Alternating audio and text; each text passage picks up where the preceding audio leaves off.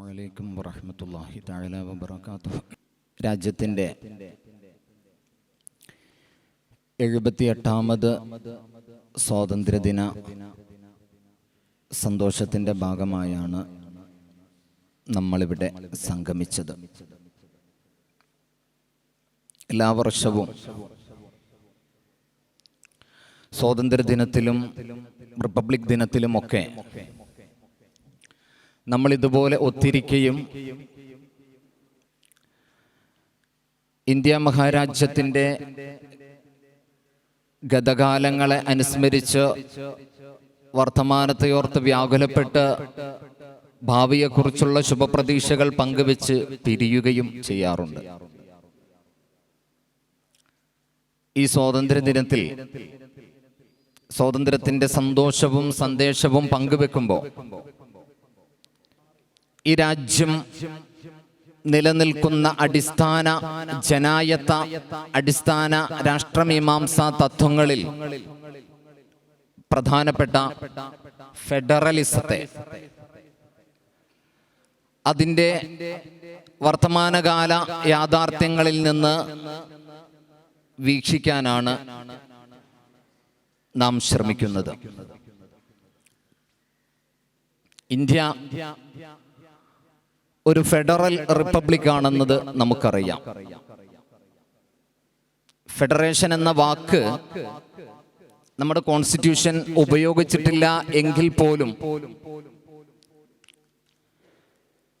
ഭരണഘടനയുടെ 1-ാം ആർട്ടിക്കിളിൽ പ്രിയാമ്പിൾ കഴിഞ്ഞ് ഈ രാജ്യത്തിന്റെ ഔദ്യോഗിക ഭരണഘടന ആരംഭിക്കുന്ന 1-ാം ആർട്ടിക്കിളിൽ ഇന്ത്യ മഹാരാജ്യത്തെ പരിചയപ്പെടുത്തുന്നത് ഇങ്ങനെയാണ്: India, that is Bharat, shawl B A union of States.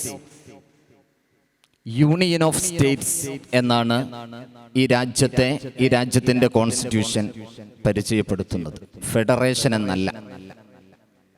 എങ്കിലും നമ്മളൊരു ഫെഡറൽ റിപ്പബ്ലിക് ആയിട്ടാണ് സ്വയം അറിയപ്പെടുന്നതും പരിചയപ്പെടുത്തുന്നതും ആ രാജ്യത്തെക്കുറിച്ച് നമ്മൾ കാലങ്ങളായി പറഞ്ഞു പഠിച്ചു വരുന്നത്. ആ അർത്ഥത്തിൽ ഒരു ഫെഡറൽ റിപ്പബ്ലിക് എന്നതിന്റെ തലത്തിൽ നിന്നുകൊണ്ട് സ്വതന്ത്രാനന്തര ഇന്ത്യ കടന്നു വന്ന നാൾ വഴികളെ കുറിച്ചും വർത്തമാനകാല ഇന്ത്യൻ ഫെഡറലിസത്തിന് സംഭവിച്ചുകൊണ്ടിരിക്കുന്ന രൂപപരിണാമങ്ങളെ കുറിച്ചും വിദ്യാർത്ഥികളാകുന്ന നമ്മൾ തീർച്ചയായും മനസ്സിലാക്കേണ്ടതുണ്ട്. വർത്തമാനകാല ഇന്ത്യൻ ഫെഡറലിസത്തെ കുറിച്ചുള്ള ചർച്ചകളിലേക്ക്, അന്വേഷണങ്ങളിലേക്ക് നമ്മൾ പോകുന്നതിന് മുമ്പായി ഒന്ന് അർദ്ധോക്തിയിൽ നിർത്തിയിട്ട് നമ്മുടെ ചുറ്റുപാടുകളിലേക്ക്, നമ്മുടെ നാല് ചുറ്റിലേക്ക്, വിശിഷ്യ നമ്മുടെ കേരളത്തിന്റെ അന്തരീക്ഷത്തിലേക്ക് നമ്മളൊന്ന് കണ്ണെറിയേണ്ടതുണ്ട്. രാജ്യം സ്വാതന്ത്ര്യത്തിന്റെ സന്തോഷം പങ്കിടുന്ന ഈ വേളയിൽ പോലും കേരളീയരായ മലയാളികളായ നമ്മളെ സംബന്ധിച്ചിടത്തോളം നമ്മുടെ മുന്നിൽ, നമ്മുടെ കണ്ണുകളിൽ, നമ്മുടെ ഹൃദയങ്ങളിൽ നിറഞ്ഞു നിൽക്കുന്ന ഒരു വലിയ വേദനയുണ്ട്.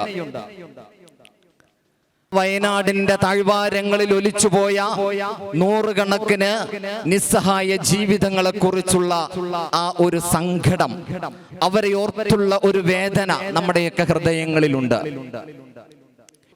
ഒരൊറ്റ രാത്രി കൊണ്ട് അനാഥത്വത്തിന്റെ നിസ്സഹായതയിലേക്ക് വലിച്ചെറിയപ്പെട്ട നിരവധി കുരുന്നുകൾ, കുടുംബത്തിലെ സർവരും നഷ്ടപ്പെട്ട് എല്ലാം തകർന്നു പോകുന്ന നിസ്സഹായതയിലേക്ക്, നിലയില്ലാ കയങ്ങളിലേക്ക് കാൽവഴുതി വീണുപോയ നമ്മുടെ സഹജീവികൾ, ഇനിയും ആരൊക്കെയാണ് തന്റെ ഉറ്റവരുണ്ടോ ഉടയവരുണ്ടോ എന്ന് അന്വേഷിച്ച് ലഭ്യമായ കൈയിന്റെയും കാലിന്റെയും ശരീരഭാഗങ്ങളുടെയും ഒക്കെ DNA പരിശോധന ഫലവും കാത്തിരിക്കുന്ന നൂറുകണക്കിന് ആ സങ്കട ജീവിതങ്ങളുടെ അവസാനിക്കാത്ത കണ്ണുനീരുകൾക്ക് മുന്നിൽ നിന്നുകൊണ്ടാണ് നമ്മുടെ രാജ്യം ഇന്ന് സ്വാതന്ത്ര്യദിനം ആഘോഷിക്കുമ്പോൾ മലയാളികളായ നമ്മളും അതിൽ പങ്കാളികളാവുന്നത്.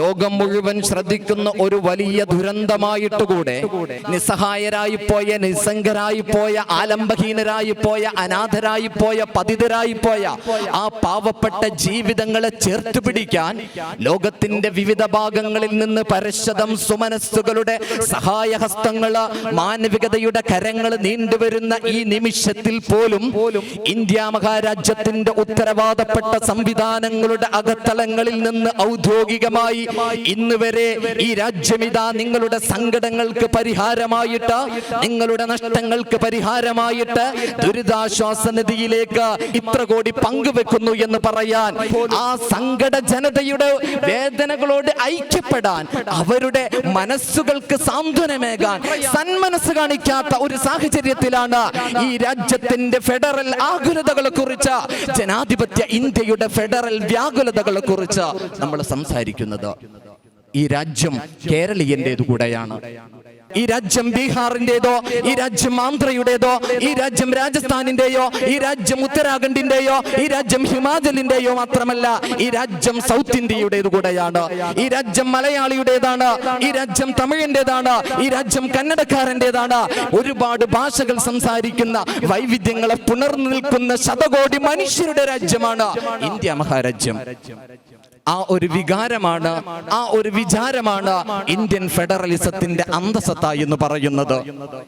അമുഖമായി ഇത് പറയേണ്ടി വരുന്നത്, ആ ഫെഡറൽ തത്വങ്ങളുടെ അടിസ്ഥാന തലങ്ങളിൽ നിന്ന് ഈ രാജ്യത്തിന്റെ ഉത്തരവാദപ്പെട്ട സംവിധാനങ്ങൾ പതിയെ പതിയെ വഴിമാറി നടക്കുകയും, നമ്മൾ കണ്ടതാ ഈ അടുത്ത യൂണിയൻ ബഡ്ജറ്റ് വന്നപ്പോ ഇന്ത്യ മഹാരാജ്യത്തിന്റെ 2024-25 വർഷക്കാലത്തേക്കുള്ള വാർഷിക ബജറ്റ് ഇന്ത്യൻ പാർലമെന്റിൽ പ്രഖ്യാപിച്ച സമയത്ത് ആ ബഡ്ജറ്റിൽ പരാമർശിക്കപ്പെട്ട സംസ്ഥാനങ്ങൾ ഏതൊക്കെയാണ് എന്ന്, ഏതൊക്കെ സംസ്ഥാനങ്ങളുടെ അക്കൗണ്ടുകളിലേക്കാണ് ഈ രാജ്യത്തിന്റെ ഔദ്യോഗിക നികുതി വരുമാനങ്ങളുടെ സിംഹഭാഗവും ഒഴുകി പോകുന്നതെന്ന് കണ്ടവരാ നമ്മള്.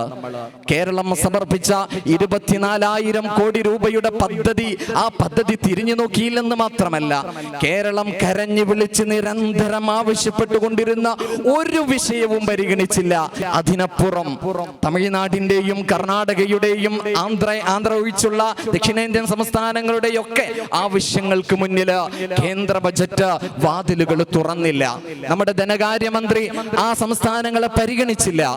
ഇനിയും വരാനിരിക്കുന്ന മഹാദുരന്തങ്ങള്, ബീഹാറിൽ പ്രളയമുണ്ടായാൽ, ഹിമാചലിൽ മണ്ണിടിച്ചിലുണ്ടായാൽ, ഉത്തരാഞ്ചലിൽ പ്രളയമുണ്ടായാൽ, അതിനെയൊക്കെ നേരിടാൻ ഇന്ത്യ രാജ്യത്തിന്റെ ബഡ്ജറ്റിൽ നീക്കിവെച്ച വിഹിതത്തിന്റെ അളവറിയുമോ കൂട്ടുകാരെ? 1.52 ലക്ഷം കോടിയാണ്. 1.52 ലക്ഷം കോടി രൂപ. ഈ രാജ്യത്തെ കാലാവസ്ഥാ വ്യതിയാനങ്ങൾ ഉൾപ്പെടെയുള്ള പ്രകൃതി ദുരന്തങ്ങളെയൊക്കെ പ്രതിരോധിക്കാൻ പ്രത്യേകമായി 4-5 സംസ്ഥാനങ്ങളുടെ പേരെടുത്തു പറഞ്ഞുകൊണ്ട് നമ്മുടെ ധനകാര്യമന്ത്രി ബഡ്ജറ്റിൽ നീക്കിവെച്ച വിഹിതമാണ്. എന്തേ പ്രിയപ്പെട്ടവരെ, ഫെഡറൽ ഇന്ത്യയുടെ നടുമുറ്റത്ത് നിന്നുകൊണ്ട് ഈ രാജ്യത്തിന്റെ ഔദ്യോഗിക സംവിധാനങ്ങളോട് ചോദിക്കേണ്ടിയിരിക്കുന്നു. ബീഹാറിലെ മനുഷ്യരുടെ ജീവനല്ലേ, ഉത്തരാഞ്ചലിലെ മനുഷ്യരുടെ ജീവനല്ലേ, ഹിമാചലിലെ മനുഷ്യരുടെ ജീവനല്ലേ, കേരളീയരുടെയും തമിഴിന്റെയും കന്നഡക്കാരന്റെയും ജീവൻ? അതിന് തത്തുല്യമായ ജീവനുകൾ തന്നെയല്ലേ ഈ രാജ്യത്തിന്റെ എല്ലാ ഭാഗത്തുള്ള സർവ്വ മനുഷ്യരുടെയും ജീവൻ?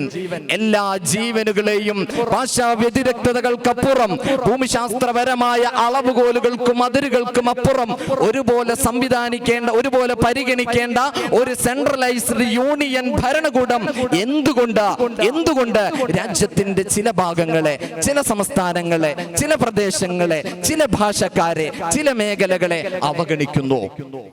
ആ ചോദ്യത്തിനുള്ള ഉത്തരം നമുക്ക് കിട്ടിയാലും ഇല്ലെങ്കിലും നമ്മൾ ചോദ്യങ്ങൾ ഉന്നയിച്ചു കൊണ്ടേയിരിക്കണം. കാരണം അത് ഇന്ത്യൻ ഫെഡറലിസത്തിന്റെ നിലനിൽപ്പിന് വേണ്ടിയുള്ള ചോദ്യമാണ്. ഈ രാജ്യത്തിന്റെ കെട്ടുറപ്പിന് വേണ്ടിയുള്ള ചോദ്യമാണ്. ഈ രാജ്യം പ്രത്യേകിച്ച് ഭാഷയുടെയും മതത്തിന്റെയും സങ്കുചിതത്വങ്ങളുടെയും പ്രാദേശിക വികാരങ്ങളുടെയും ഒക്കെ പേരിൽ വിഘടിച്ചു പോകുന്നതിന് മുമ്പായിട്ട് മലയാളികളും തമിഴരും കന്നഡക്കാരും കൊങ്ങിണിക്കാരും ഗുജറാത്തികളും മറാത്തികളും എന്ന് തമ്മിലുള്ള വ്യവച്ഛേദങ്ങളുടെ അകത്തളത്തില് ഞങ്ങൾ വേറെ പോവുകയാണ് എന്നൊക്കെയുള്ള വിധ്വംസക വിദണ്ഡവാദങ്ങള് ഈ അഖണ്ഡ ഭാരതത്തിന്റെ ഐക്യത്തെ തകർത്തെറിയുന്നതിന് മുമ്പായിട്ട്, ഈ ഇന്ത്യ മഹാരാജ്യത്തിന്റെ ഐക്യത്തിന്റെ അടിവേരുകൾ അറുത്തുമാറ്റുന്നതിന് മുമ്പായിട്ട് നമ്മൾ ആ ചോദ്യങ്ങൾ ചോദിച്ചുകൊണ്ടേയിരിക്കണം. ഇന്ത്യ മഹാരാജ്യം, ഈ രാജ്യത്തിന്റെ ഫെഡറൽ സിസ്റ്റം, അതെല്ലാവർക്കും വേണ്ടിയുള്ളതാണ്. പ്രിയപ്പെട്ട കൂട്ടുകാരെ, നമ്മൾ ഫെഡറലിസത്തെ മനസ്സിലാക്കിയവരാണ്. പാഠപുസ്തകത്തിൽ നിന്ന് +1-ലും +2-ലൊക്കെ പഠിക്കുന്ന നമ്മള്, പഠിച്ചു കഴിഞ്ഞ നമ്മള് ഫെഡറൽ സിസ്റ്റം എന്താണ് എന്ന് അതിന്റെ അക്കാദമിക് തലത്തിൽ നിന്ന് കൃത്യമായി മനസ്സിലാക്കിയിട്ടുണ്ട്. ഒരു രാജ്യത്തിനകത്ത് 2 ഭരണ സംവിധാനങ്ങളും അവർക്കിടയിൽ അധികാര വിഭജനവും നിലനിൽക്കുന്ന ഒരു സിസ്റ്റം എന്ന് ഏറ്റവും ലളിതമായി നമുക്ക് ഫെഡറലിസത്തെ മനസ്സിലാക്കാം. 1919-ലെ ഗവൺമെന്റ് ഓഫ് ഇന്ത്യ ആക്ടിനെ തുടർന്നാണ് ഇന്ത്യ മഹാരാജ്യത്ത് ഫെഡറൽ സിസ്റ്റം ആരംഭിക്കുന്നത്. അവിടെ നിന്ന് രാജ്യം സ്വാതന്ത്ര്യം നേടിയതിനു ശേഷം നമ്മൾ ഫെഡറൽ സിസ്റ്റത്തിൽ തന്നെ തുടരണമോ വേണ്ടയോ എന്നതിനെ ചൊല്ലി ഒരുപാട് ചർച്ചകൾ ഉണ്ടായിട്ടുണ്ട്. കോൺസ്റ്റിറ്റ്യൂവന്റ് അസംബ്ലിയിൽ ആ ഫെഡറൽ സംവിധാനം ചർച്ചയ്ക്ക് വെച്ചപ്പോ ഒരുപാട് വാദഗതികൾ ഉയർന്നു വന്നു. അതിനൊക്കെ സമാപനം കുറിച്ചെന്നവണ്ണം നെഹ്റു പറഞ്ഞ ഒരു കാര്യമുണ്ട്: ഈ ഇന്ത്യ മഹാരാജ്യത്ത് നമുക്ക് ഏറ്റവും അഭികാമ്യമായ ആ ഒരു ഭരണരൂപം സെൻട്രലൈസ്ഡ് ഫെഡറലിസമാണ്. സെൻട്രലൈസ്ഡ് ഫെഡറലിസമാണ് യൂണിയൻ ഭരണ സംവിധാനത്തിന് കൂടുതൽ ഊന്നൽ നൽകിക്കൊണ്ടുള്ള ഒരു ഭരണ സംവിധാനം. അതിന് നെഹ്റു പറഞ്ഞ ന്യായം, നെഹ്റു അതിന് നൽകിയ വ്യാഖ്യാനം, ഈ രാജ്യം ഒരുപാട് പാവപ്പെട്ട ആളുകൾ താമസിക്കുന്ന രാജ്യമാണ്. ഈ രാജ്യത്തെ എല്ലാ സംസ്ഥാനങ്ങളും ഈക്വൽ അല്ല. പട്ടിണി പാവങ്ങളും നിരക്ഷരരായ ഒരുപാട് ആളുകളും താമസിക്കുന്ന ഇന്ത്യ മഹാരാജ്യം വിവിധ പ്രദേശങ്ങളുടെ ശാക്തീകരണത്തിന് കേന്ദ്ര സർക്കാരിന്റെ ഭാഗത്ത് നിന്ന്, സെൻട്രൽ ഗവൺമെന്റിന്റെ ഭാഗത്ത് നിന്ന് സഹായഹസ്തങ്ങൾ ഉണ്ടായാൽ മാത്രമേ അവർക്ക് അതിജയിക്കാൻ സാധിക്കുകയുള്ളൂ. അതുകൊണ്ട് കേന്ദ്രത്തിന് കൂടുതൽ അധികാരമുള്ള ഒരു ഫെഡറൽ സിസ്റ്റം ഈ രാജ്യത്ത് വരണമെന്ന് നെഹ്റു വാദിക്കുകയാണ്. ആ വാദത്തിന് കോൺസ്റ്റിറ്റ്യൂവന്റ് അസംബ്ലി അംഗീകാരം നൽകുകയും അങ്ങനെ ഒരു സെൻട്രലൈസ്ഡ് യൂണിയൻ ടെറിട്ടറി ആയിട്ട് ഇന്ത്യ മഹാരാജ്യം മാറുകയുമാണ്. ഞാൻ കൂടുതൽ അതിന്റെ ഔദ്യോഗിക തലങ്ങളിലേക്ക് പോകുന്നില്ല. നമ്മുടെ ഭരണഘടനയുടെ 7ാം ഷെഡ്യൂളില് അധികാര വിഭജനത്തിന്റെ 3 പട്ടികകളൊക്കെ പ്രസിദ്ധീകരിച്ചിട്ടുണ്ട്. നമ്മൾ മനസ്സിലാക്കിയവരാണ്. യൂണിയൻ ലിസ്റ്റ് എന്നും സ്റ്റേറ്റ് ലിസ്റ്റ് എന്നും കൺകറന്റ് ലിസ്റ്റ് എന്നും ഒക്കെയുള്ള ആ പട്ടികകളിലൂടെയാണ് നമ്മുടെ രാജ്യത്ത് അധികാര വിഭജനം നിലനിൽക്കുന്നത്. ലെജിസ്ലേറ്റീവും എക്സിക്യൂട്ടീവും പരസ്പരം ചേർന്നു നിൽക്കുന്ന ഇന്ത്യ മഹാരാജ്യത്ത് ഒരു ഏകീകൃത ജുഡീഷ്യറിയാണ് നിലനിൽക്കുന്നത്. ആ രൂപത്തിൽ മുന്നോട്ട് പോയ ഒരു ഫെഡറൽ സിസ്റ്റം, ആ ഫെഡറൽ സിസ്റ്റത്തിന്റെ അകത്തളങ്ങളില് അതിന്റെ പ്രാരംഭഘട്ടം മുതൽ തന്നെ പുഴുക്കുത്തുകൾ കടന്നു വന്നിട്ടുണ്ട് എന്നത് ഒരു ചരിത്ര വസ്തുതയാണ്. പക്ഷേ അവയൊക്കെ ഒരു പരിധിവരെ അതിജയിക്കാനും മറികടക്കാനും നമ്മുടെ രാജ്യത്തിനും നമ്മുടെ രാഷ്ട്രശില്പികൾക്കും സാധിച്ചിട്ടുണ്ട്. പിന്നീട് അടിയന്തരാവസ്ഥയുടെ അഭിശബ്ദയാമങ്ങളില് സംസ്ഥാനങ്ങളുടെ ഒരുപാട് അതിർവരമ്പുകൾ കൗള്ളിലേക്ക് കൈനീട്ടിയിട്ട് കേന്ദ്ര സർക്കാർ നടപ്പാക്കാൻ ശ്രമിച്ച ചില ഭരണഘടനാ പരിഷ്കാരങ്ങള്, ചില കൈയിട്ട് വാരലുകള്, ഉദാഹരണത്തിന് വിദ്യാഭ്യാസം എന്ന സ്റ്റേറ്റ് ലിസ്റ്റിൽപ്പെട്ട വിഷയത്തെ കൺകറന്റ് ലിസ്റ്റിലേക്ക് കൈമാറ്റം ചെയ്തിട്ട് വിദ്യാഭ്യാസ മേഖലകളിൽ കേന്ദ്രാധിപത്യം നടപ്പാക്കാൻ ശ്രമിച്ച നീക്കമുണ്ടായത് അടിയന്തരാവസ്ഥ കാലഘട്ടത്തിലാണ്. അതിനെ തുടർന്നുണ്ടായ ഭരണഘടനാ പരിഷ്കാര നീക്കങ്ങളിലാണ്. സാന്ദർഭികമായി സൂചിപ്പിച്ചു എന്ന് മാത്രം. അങ്ങനെ പല ഘട്ടങ്ങളിൽ പലപ്പോഴായിട്ട് ഫെഡറലിസത്തിന് നേർക്കുള്ള കേന്ദ്രത്തിന്റെ ഭാഗത്തു നിന്നുള്ള കയ്യേറ്റങ്ങൾ ഉണ്ടായിട്ടുണ്ടെങ്കിലും ഒരു പരിധിവരെ നമ്മൾ അതിജയിച്ചിരുന്നു. പക്ഷേ 2014 ശേഷം ഇന്ത്യയിലെ വളരെ മേഖലകളിൽ സംഭവിച്ച ദുരന്തപൂർണമായ പരിണാമങ്ങൾക്ക് തുല്യമായി ഇന്ത്യൻ ഫെഡറലിസത്തിന്റെ അകത്തളങ്ങളിലും ദൂരവ്യാപകമായ പ്രത്യാഘാതങ്ങൾക്ക് കാരണമായേക്കാവുന്ന നിരവധി കയ്യേറ്റങ്ങളും കൈകടത്തലുകളും നടന്നിട്ടുണ്ട്. നമ്മൾ പലപ്പോഴും വേണ്ടത്ര ശ്രദ്ധിക്കാതെ പോയ, നമ്മുടെ മീഡിയകൾ അത്രയേറെ കവറേജ് നൽകാതെ പോയ ഒരുപാട് വിഷയങ്ങള് 2014 ഒന്നാം മോഡി സർക്കാർ അധികാരത്തിൽ വന്നതിന് ശേഷം നമ്മുടെ രാജ്യത്ത് നടപ്പാക്കിയ പരിഷ്കാരങ്ങളുണ്ടല്ലോ, ആ പരിഷ്കാരങ്ങളുടെയൊക്കെ പിന്നാമ്പുറങ്ങളിൽ കൃത്യമായ കേന്ദ്ര അജണ്ടകൾ ഉണ്ടായിരുന്നു. സുന്ദരമായ സുമോഹനമായ മുദ്രാവാക്യങ്ങളിലൂടെ വൺ നേഷൻ വൺ ടാക്സ് എന്ന രൂപത്തില്, വൺ നേഷൻ വൺ ലാംഗ്വേജ് എന്ന രൂപത്തില്, വൺ നേഷൻ വൺ റേഷൻ എന്ന രൂപത്തില്, ഒരു രാജ്യം ഒരു നികുതി, ഒരു രാജ്യം ഒരു ഭാഷ, ഒരു രാജ്യം ഒരു റേഷൻ എന്ന എന്നൊക്കെയുള്ള ആ ഐക്യത്തിന്റെ ഏകത്വത്തിന്റെ മുദ്രാവാക്യം ഉയർത്തിയിട്ട് കേന്ദ്രം നടപ്പാക്കിയതും നടപ്പാക്കാൻ ശ്രമിക്കുന്നതുമായ പദ്ധതികളുടെ പിന്നാമ്പുറങ്ങളില് ഈ രാജ്യം അടിസ്ഥാനപരമായി നിലനിൽക്കുന്ന ഫെഡറൽ സംവിധാനത്തിന്റെ താഴ്വേരുകളാണ് ഒന്നൊന്നായി ഇല്ലാതായി പോയിക്കൊണ്ടിരിക്കുന്നതെന്ന് എന്റെ വിദ്യാർത്ഥി കൂട്ടുകാർ മനസ്സിലാക്കേണ്ടതുണ്ട്. സംസ്ഥാനങ്ങൾക്ക് ലഭിക്കേണ്ട വരുമാനങ്ങൾ ഇല്ലാതാക്കുക, സംസ്ഥാനങ്ങൾക്ക് ലഭ്യമാകേണ്ട സാമ്പത്തികമായ സ്രോതസ്സുകൾ ഇല്ലാതാക്കി കളയുക. അത് വിദേശ വരുമാനമാണെങ്കിൽ പോലും, അടിയന്തര ഘട്ടങ്ങളിലാണെങ്കിൽ പോലും കേന്ദ്രത്തിന്റെ മർക്കടമുഷ്ടി കൊണ്ട് തടയപ്പെട്ട അനുഭവങ്ങൾ കേരളീയരായ നമുക്ക് പലതവണയുണ്ടായിട്ടുണ്ട്. 2019 മഹാപ്രളയത്തിന്റെ നാളുകളിലൊക്കെ വിദേശ രാജ്യങ്ങളിൽ നിന്ന് കേരളത്തിലേക്ക് ഒഴുകി വന്ന സഹായങ്ങൾക്ക് മുന്നിൽ മറകെട്ടി പ്രതിരോധിച്ച കേന്ദ്ര സർക്കാരിനെ നമ്മൾ മറന്നിട്ടില്ല. ഇങ്ങോട്ടേക്ക് വരുന്ന സഹായങ്ങളെയൊക്കെ കേന്ദ്രത്തിന്റെ സവിശേഷമായ അധികാരങ്ങൾ ഉപയോഗിച്ച് തടയാൻ ശ്രമിക്കുക. എന്നാൽ കേന്ദ്ര ഫണ്ടിൽ നിന്ന് ന്യായമായ വിഹിതങ്ങൾ കൊടുക്കുമോ? ഒരിക്കലുമില്ല. 2019 പ്രളയത്തില് കേരളം ആവശ്യപ്പെട്ട 4700 കോടി രൂപ കേന്ദ്രം അനുവദിച്ചില്ലെന്ന് മാത്രമല്ല, അടുത്ത വർഷം വീണ്ടും സമാനമായ ദുരന്തം വന്നപ്പോ കേന്ദ്രം പറഞ്ഞത് കഴിഞ്ഞ വർഷത്തെ ഫണ്ട് തന്നെ കേരളം ഉപയോഗിച്ചിട്ടില്ല എന്നാണ്. ഈ അടുത്ത് നമ്മൾ കണ്ടതാ, പാർലമെന്റില് ഉരുൾപൊട്ടൽ വിഷയം ചർച്ചയ്ക്ക് വന്ന സമയത്ത് രാജ്യത്തിന്റെ ആഭ്യന്തരമന്ത്രി എഴുന്നേറ്റ് നിന്ന് പറഞ്ഞത്, ഞങ്ങൾ ആ ദുരന്തത്തെ കുറിച്ച് കേരളത്തിന് മുന്നറിയിപ്പ് നൽകിയിട്ടുണ്ട്, കേരളം അത് അവഗണിച്ചതാണെന്നാണ്. നിരർത്ഥകമായ പച്ചനുണകള് നിർലജ്ജം വിളിച്ചു പറയാൻ തെല്ലുമേ ലെവലേശം ലജ്ജ കാണിക്കാത്ത ഔദ്യോഗിക സംവിധാനങ്ങളാണ് ഇന്ന് നമ്മുടെ സെൻട്രൽ ഭരണ സംവിധാനത്തിന്റെ തലപ്പത്തുള്ളത്. അവരാണ് ഫെഡറലിസത്തെ ഏതൊക്കെ രൂപത്തിൽ ഇല്ലാതാക്കാമെന്ന് ഗവേഷണം നടത്തിക്കൊണ്ടിരിക്കുന്നത്. എന്തൊക്കെ അന്വേഷണ ഏജൻസികൾ, അവയൊക്കെ എത്രയൊക്കെ അളവിൽ ദുരുപയോഗം ചെയ്തു പോയി വിശദീകരിക്കാൻ ഈ സമയം പ്രാപ്യമല്ല. ഞാൻ അങ്ങോട്ട് പോകുന്നില്ല. സൂചിപ്പിക്കുന്നത് കേന്ദ്രത്തിന്റെ കയ്യിലുള്ള സവിശേഷമായ അധികാരങ്ങളൊക്കെയും രാജ്യത്തെ തങ്ങൾ ഭരിക്കാത്ത സംസ്ഥാനങ്ങളുടെ അധികാരങ്ങൾ വെട്ടിക്കുറക്കാനുള്ള ഉപാധിയായിട്ട് കേന്ദ്രം ഉപയോഗിക്കുന്നു. കഴിഞ്ഞ തെരഞ്ഞെടുപ്പ് പ്രചരണ സമയത്ത് രാജ്യത്തിന്റെ പല ഭാഗങ്ങളിലും നമ്മുടെ ആദരണീയനായ പ്രധാനമന്ത്രി ഉൾപ്പെടെയുള്ളവർ നടത്തിയ പ്രചരണം ഡബിൾ എഞ്ചിൻ പ്രചരണമായിരുന്നു. ഡബിൾ എഞ്ചിൻ എന്ന ഒരു വാക്ക് എന്താ? ഡബിൾ എഞ്ചിൻ എന്നതുകൊണ്ട് അർത്ഥമാക്കുന്നത് കേന്ദ്രത്തിലെ ഭരണം, സംസ്ഥാനത്തിലെ ഭരണം, അങ്ങനെ 2 എഞ്ചിനുകൾ ഉണ്ട് എങ്കിൽ നിങ്ങളുടെ സംസ്ഥാനത്തിന് ഒരുപാട് പുരോഗതിയിലേക്ക്, അതിവേഗ മുന്നേറ്റത്തിലേക്ക് പോകാൻ സാധിക്കും. അതുകൊണ്ട് കേന്ദ്ര ഭരണത്തിനൊപ്പം സംസ്ഥാന ഭരണവും ഞങ്ങൾക്ക് തരണം എന്നാവശ്യപ്പെട്ടുകൊണ്ടുള്ള പ്രസംഗം. തങ്ങളുടെ പാർട്ടി പ്രാദേശിക തലത്തിലും സംസ്ഥാന തലത്തിലും അധികാരത്തിൽ ഉണ്ടെങ്കിൽ മാത്രമേ നിങ്ങളെ ഞങ്ങൾ പരിഗണിക്കുകയുള്ളൂ എന്ന് പരസ്യമായുള്ള പറച്ചിലായിരുന്നു അത്. ഇന്ന് നമ്മൾ ആലോചിക്കുക, കേന്ദ്രത്തിലെ അധികാരത്തിലുള്ള പാർട്ടി അല്ലെങ്കിൽ കേന്ദ്രത്തിലെ സഖ്യത്തിന് നേതൃത്വം നൽകുന്ന BJP ഭരിക്കാത്ത BJP ഇതര സംസ്ഥാനങ്ങൾ, അവരുടെ ഭാഷ തന്നെയാണ് പ്രതിപക്ഷ സംസ്ഥാനങ്ങൾ അല്ലെങ്കിൽ BJP ഇതര സംസ്ഥാനങ്ങൾ എന്നറിയപ്പെടുന്ന 9 സംസ്ഥാനങ്ങൾ ഇന്ത്യയിലുണ്ട്. പല കേന്ദ്രഭരണ പ്രദേശങ്ങളുമുണ്ട്.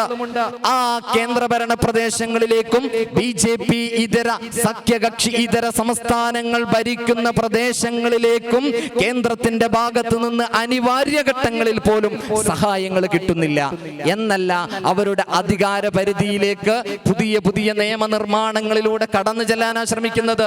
ഒരുപക്ഷെ നമുക്ക് അത്ര എളുപ്പമൊന്നും മനസ്സിലാവൂല. ഇപ്പോ കേരളത്തിന്റെ സഹകരണ മേഖല, ആ സഹകരണ മേഖലയിലൂടെയാണ് കേരളം ഒരു പരിധിവരെ ഡെവലപ്ഡ് ആയത്. RS നീലകണ്ഠന്റെ ശ്രദ്ധേയമായ ഒരു പുസ്തകമുണ്ട്, south versus north, India's great divide എന്ന ഒരു പുസ്തകം. ആ പുസ്തകത്തില് സൗത്ത് ഇന്ത്യയും നോർത്ത് ഇന്ത്യയും തമ്മിലുള്ള വിഭജനത്തെ കുറിച്ച്, സൗത്ത് ഇന്ത്യയും നോർത്ത് ഇന്ത്യയും തമ്മിലുള്ള വികസനപരമായ വ്യത്യാസങ്ങളെ കുറിച്ച് അദ്ദേഹം വിശദീകരിക്കുന്നുണ്ട്. എങ്ങനെയൊക്കെയാണ് ഇന്ത്യയുടെ ഒരു പ്രദേശം മറ്റൊരു പ്രദേശത്ത് നിന്ന് വേറിട്ട് നിൽക്കുന്നത്, വികസനപരമായി സൗത്തിനെ നോർത്തിനേക്കാൾ പുരോഗതിയിലേക്ക് നയിക്കുന്ന കാര്യങ്ങൾ എന്തൊക്കെയാണെന്ന് ഒരുപാട് ഡാറ്റകൾ വെച്ചിട്ട് അദ്ദേഹം പറയുന്നുണ്ട്. ആ പുസ്തകം വായിക്കുന്നത് നമ്മൾ ഈ പറയുന്ന ഫെഡറൽ സംവിധാനത്തിനകത്തെ ഏറ്റ വ്യത്യാസങ്ങൾ മനസ്സിലാക്കാൻ വിദ്യാർത്ഥികൾ എന്ന നിലക്ക് നമുക്ക് വളരെ പ്രയോജനകരമായിരിക്കും. പറഞ്ഞു വരുന്നത്, കേരളത്തിൽ മുക്കില് ഗ്രാമാന്തരങ്ങളിൽ അടക്കം കൊച്ചു കൊച്ചു സഹകരണ സംഘങ്ങളുണ്ട്. എമ്പാടും സഹകരണ സംഘങ്ങളിലൂടെയാണ് കേരളം വികസനത്തിന്റെ വഴിയിൽ അതിദ്രുത ഗമനം നടത്തിയത്. ആ സഹകരണ സംഘങ്ങളുടെ ചങ്കിന് പിടിക്കാനുള്ള നീക്കമാണ് കേന്ദ്ര സർക്കാർ നടത്തുന്നത്. സഹകരണ സംഘങ്ങളെ നിയന്ത്രിക്കുക എന്നത് മാത്രമല്ല, ഇതുപോലെ ഒരു മീറ്റിംഗ് കൂടിയിട്ട് 4 ആളുകൾ കൂടി ചേർന്ന് ഒരു സഹകരണ സംഘം രൂപീകരിച്ചാൽ അതിന് കേന്ദ്ര സർക്കാരിന്റെ അംഗീകാരം കൂടെ കിട്ടും. അങ്ങനെ പതിയെ പതിയെ തങ്ങൾക്ക് നിയന്ത്രണമില്ലാത്ത, സ്വാധീനമില്ലാത്ത ഇടങ്ങളിലേക്ക് തങ്ങളുടെ അജണ്ടകളും തങ്ങളുടെ സ്വാധീനവും വ്യാപിപ്പിക്കാൻ വേണ്ടിയുള്ള പദ്ധതികൾ അത്തരം നിയമപരിഷ്കാരങ്ങളിലൂടെ കേന്ദ്ര സർക്കാർ നടത്തുകയാ. അതിനപ്പുറം കേന്ദ്രാവിഷ്കൃത പദ്ധതികൾ നിങ്ങൾ ശ്രദ്ധിച്ചിട്ടുണ്ടോ? ഇപ്പോ ജൽ ജീവൻ മിഷൻ എന്ന പേരിലുള്ള പദ്ധതി, സർക്കാരിന്റെ ആരോഗ്യ പദ്ധതി, പ്രധാനമന്ത്രിയുടെ പേര് വെച്ചില്ല എങ്കിൽ, പ്രധാനമന്ത്രിയുടെ ഫോട്ടോ വെച്ചില്ല എങ്കിൽ, കേന്ദ്രം പറയുന്ന പെയിന്റ് അടിച്ചില്ല എങ്കിൽ നമ്മുടെ ആതുരാലയങ്ങൾക്ക്, ആശുപത്രികൾക്ക് അർഹമായ കേന്ദ്രവിഹിതം കിട്ടില്ല. അങ്ങനെ പല പദ്ധതികളിലും കേരളത്തിന് നിഷേധിക്കപ്പെട്ട്, കേരളം ഉൾപ്പെടെയുള്ള പല സംസ്ഥാനങ്ങൾക്കും പല ഔദ്യോഗിക ഫണ്ടുകളും കേന്ദ്രം തരുന്നില്ല. നമ്മൾ ആലോചിക്കണം, GST പരിഷ്കാരത്തിലൂടെ സംഭവിച്ച ദുരന്തപൂർണമായ ഒരവസ്ഥയാണിത്. സംസ്ഥാനങ്ങൾക്ക് നികുതി പിരിച്ചെടുക്കാനുള്ള ന്യായമായ അവകാശത്തെ കേന്ദ്രം ഒരൊറ്റ രാജ്യം ഒരൊറ്റ നികുതി എന്ന സുമോഹന മുദ്രാവാക്യത്തിലൂടെ ഇല്ലാതാക്കിയിട്ട് എല്ലാ ഫണ്ടും കേന്ദ്രത്തിന്റെ പോക്കറ്റിലേക്ക് പോയിട്ട് സംസ്ഥാനങ്ങൾ ന്യായമായ ഫണ്ടിന് വേണ്ടിയിട്ട്, ന്യായമായ വിഹിതത്തിന് വേണ്ടിയിട്ട് കേന്ദ്രത്തിന് മുന്നിൽ കൈനീട്ടുമ്പോ നിങ്ങളുടെ സംസ്ഥാനത്തെ ആളുകള്, നിങ്ങളുടെ ജനങ്ങള് ഞങ്ങളുടെ ചിഹ്നത്തെ മറന്നുപോയില്ലേ, ഞങ്ങൾക്ക് വോട്ട് നൽകിയില്ലല്ലോ, ഞങ്ങളുടെ ആനുകൂല്യം നിങ്ങൾക്കില്ല എന്ന് പറയുന്ന ആ പഴയ മാടമ്പിത്തരത്തിന്റെ പുതുകാല വകഭേദമായിട്ട് ഇന്ത്യ മഹാരാജ്യത്തിന്റെ ഔദ്യോഗിക യൂണിറ്ററി സംവിധാനം രൂപപരിണാമങ്ങൾക്ക് വിധേയമാകുന്നത് എന്തുമാത്രം ലജ്ജാവഹമാണ്. ലോകത്തിന് മുന്നിൽ ഏറ്റവും വലിയ ജനാധിപത്യ രാജ്യമെന്ന് പറഞ്ഞ് നമ്മൾ എഴുന്നേറ്റ് നിൽക്കുമ്പോ സമീപത്തെ ബംഗ്ലാദേശിനെ ചൂണ്ടിക്കാട്ടിയിട്ട്, അപ്പുറത്തെ പാകിസ്ഥാനെ കാട്ടിയിട്ട്, അതിനും ഇപ്പുറത്തെ ശ്രീലങ്കയെ കാട്ടിയിട്ട് ഇതൊന്നും നമ്മൾ ആയില്ലല്ലോ, പിന്നിട്ട 78 സംവത്സരങ്ങൾക്ക് ഇപ്പുറവും നമ്മൾ ആ ഡെമോക്രസിയെ ഉയർത്തിപ്പിടിച്ച ലോകത്തെ ഏറ്റവും വലിയ സെക്യുലർ ജനാധിപത്യ രാജ്യമായി ഉയർന്നു നിൽക്കുന്നില്ലേ? നമുക്കും അതിൽ അഭിമാനമുണ്ട്, നമുക്കും അതിൽ ആത്മാഭിമാനമുണ്ട്. പക്ഷേ ഈ രാജ്യത്തിന്റെ ഉള്ളറകളിൽ നടന്നുകൊണ്ടിരിക്കുന്ന ജനാധിപത്യ ധ്വംസനങ്ങളുടെ നേർക്കാഴ്ചകളിലേക്ക് ഈ രാജ്യത്തിന്റെ സെക്യുലറിസവും ഫെഡറൽ സിസ്റ്റവും ഒക്കെ വെട്ടിമുറിക്കാൻ ഔദ്യോഗിക ആശീർവാദങ്ങളോടെ തന്നെ നടന്നുകൊണ്ടിരിക്കുന്ന ജുഗുപ്സാവഹമായ നീക്കങ്ങളെ കുറിച്ച് ഏറെയൊന്നും പുറം ലോകം അറിയുന്നില്ല. അവിടെയാണ് നമ്മുടെ ഫെഡറൽ സിസ്റ്റത്തെ കുറിച്ച് കൂടുതൽ ജാഗരൂകരാകേണ്ടത്, കൂടുതൽ അന്വേഷണങ്ങൾ നടത്തേണ്ടത്. ഒരിക്കലും ദയാവായ്പിന് വേണ്ടിയല്ല നമ്മൾ കൈനീട്ടുന്നത്, നമുക്ക് കിട്ടേണ്ട ന്യായമായ അവകാശങ്ങൾക്ക് വേണ്ടിയാ. പുതിയ GST പരിഷ്കാരത്തിലൂടെ സംഭവിച്ചത് ചിലരെങ്കിലും മനസ്സിലാക്കിയിട്ടുണ്ടാകും. സംസ്ഥാനങ്ങളിൽ നിന്ന് പോകുന്ന നികുതി കേന്ദ്രം വീതം വെക്കുന്നതിന്റെ ഒരു രൂപം തലയെണ്ണിയിട്ടാണ് ജനസംഖ്യ കൂടുതലുള്ള സംസ്ഥാനങ്ങൾക്ക്, വലിയ പ്രദേശങ്ങളുള്ള സംസ്ഥാനങ്ങൾക്ക് കൂടുതൽ GST വിഹിതം നൽകുമ്പോൾ നമ്മൾ മനസ്സിലാക്കണം, കേരളം നൽകുന്ന, തമിഴ്നാട് നൽകുന്ന, കർണാടക നൽകുന്ന, അതുപോലെ ദക്ഷിണേന്ത്യൻ സംസ്ഥാനങ്ങൾ നൽകുന്ന വലിയ നികുതി വരുമാനം അത് പോകുന്നത് ബീഹാറിലേക്കാണ്, രാജസ്ഥാനിലേക്കാണ്, UP-യിലേക്കാണ്. കേരളത്തിന്റെ 6 ഇരട്ടിയോളം GST ബീഹാറിന് വേണ്ടി ചെലവഴിക്കപ്പെടുന്നു എന്നറിയുമ്പോഴാണ് ആ GST വിതരണത്തിലെ അസന്തുലിതാവസ്ഥയെ കുറിച്ച്, നമ്മുടെ ഫെഡറൽ സംവിധാനത്തിനകത്ത് അസന്തുലിതാവസ്ഥയെ കുറിച്ച് നമ്മൾ ബോധവാന്മാരാകേണ്ടത്. അങ്ങനെ ഓരോരോ മേഖലകളിലും. ഇനി മറ്റൊരു വശത്ത് ഗവർണർമാരെ ഉപയോഗിച്ച് ഫെഡറൽ സംവിധാനത്തെ തങ്ങളുടെ ഇംഗിതത്തിനനുസരിച്ച് സംസ്ഥാന ഭരണത്തെ മെരുക്കാൻ വേണ്ടിയിട്ട് കേന്ദ്രം കാട്ടിക്കൂട്ടുന്ന ഭീക്കൂത്തുകൾ നമ്മൾ ഒരുപാട് കണ്ടതാണ്. ഇപ്പോഴും നടന്നുകൊണ്ടിരിക്കുന്ന നമ്മുടെ സംസ്ഥാനത്ത് ഗവർണർ ഗവൺമെന്റ് പോര്. കേരളത്തിൽ മാത്രമല്ല, തമിഴ്നാട്ടില്, കർണാടകയില്, പശ്ചിമ ബംഗാളില്, തെലങ്കാനയില്, അങ്ങനെ തുടങ്ങിയിട്ട് പ്രതിപക്ഷം ഭരിച്ചുകൊണ്ടിരിക്കുന്ന മിക്ക സംസ്ഥാനങ്ങളിലും ഗവർണർമാരെ ഉപയോഗപ്പെടുത്തിയിട്ട് സംസ്ഥാന ഭരണത്തിന്റെ തീരുമാനങ്ങൾ അട്ടിമറിക്കാനും തങ്ങൾക്ക് പ്രിയപ്പെട്ടവരെ, തങ്ങൾക്ക് താല്പര്യമുള്ളവരെ, തങ്ങളുടെ പാർട്ടിക്ക് വേണ്ടി പണിയെടുക്കുന്നവരെ, തങ്ങളുടെ ഇംഗിതത്തിനൊപ്പിച്ച് കയ്യൊപ്പ് ചാർത്തുന്നവരെ കുഞ്ചിക സ്ഥാനങ്ങളിൽ, താക്കോൽ സ്ഥാനങ്ങളിൽ പ്രതിഷ്ഠിക്കാനും വേണ്ടിയിട്ട് ഗവർണർമാരെ ഉപയോഗിച്ച് നടത്തിക്കൊണ്ടിരിക്കുന്ന പ്രവർത്തനങ്ങൾ നിരന്തരം നടന്നുകൊണ്ടിരിക്കുകയാണ്. പശ്ചിമ ബംഗാൾ ഗവർണറും പശ്ചിമ ബംഗാൾ സർക്കാരും തമ്മിലുള്ള പരസ്യമായ തമ്മിലടി പലതവണ കോടതി കയറിയതാ. തമിഴ്നാട് സർക്കാർ തമിഴ്നാട് ഗവർണർക്കെതിരെ 7 തവണ 8 തവണയോളം കോടതിയെ സമീപിച്ചിട്ടുണ്ട്. കേരളവും സുപ്രീം കോടതിയിൽ ഗവർണറുടെ അഹിതങ്ങൾക്കെതിരെ പോരാടിയിട്ടുണ്ട്. എന്തൊക്കെ പോരാട്ടങ്ങൾ നടത്തിയാലും, എന്തൊക്കെ നീക്കങ്ങൾ നടത്തിയാലും ആത്യന്തികമായി കേന്ദ്രം ഉദ്ദേശിക്കുന്നിടത്ത് ഗവർണർമാരെ കൊണ്ട് കാര്യങ്ങൾ ചെയ്യിപ്പിക്കുന്നതാണ് നമ്മൾ കണ്ടുകൊണ്ടിരിക്കുന്നത്. ഒരൊറ്റ ഉദാഹരണം എടുത്താല്, മുമ്പൊക്കെ വിസിമാരെ നിയമിക്കുന്ന ആളായിരുന്നു, വിസിമാരുടെ നിയമനത്തിന് അംഗീകാരം നൽകുന്ന ആളായിരുന്നു ഗവർണറെങ്കില് ഇന്ന് വിസിയെ തെരഞ്ഞെടുക്കുന്ന ആളായിട്ട് ഗവർണർ മാറിക്കഴിഞ്ഞു. കേരളീയ സാഹചര്യത്തിൽ സർക്കാർ നിർദ്ദേശിക്കുന്ന വ്യക്തിയെ വിസി ആയിട്ട് ഔദ്യോഗികമായി അംഗീകരിക്കുക എന്ന ചടങ്ങായിരുന്നു സാധാരണഗതിയിൽ ഗവർണർമാർ നിർവഹിച്ചതെങ്കിൽ ഇന്ന് സംസ്ഥാന സർക്കാർ നിർദ്ദേശിക്കുന്ന വ്യക്തി, ആ വ്യക്തി വേണ്ട, ഞാൻ പറയുന്നയാളെ വിസി ആയി നിയമിക്കണമെന്ന് തിട്ടൂരമിറക്കുന്ന ഒരു ഭരണ സംവിധാനമായിട്ട്, ലെജിസ്ലേറ്റീവ് അധികാര പരിധിയിലേക്ക് കടന്നു കയറുന്ന ഒരു കേന്ദ്ര ചട്ടുകമായിട്ട് ഗവർണർ പദവി ദുരുപയോഗം ചെയ്യപ്പെടുകയാണ്.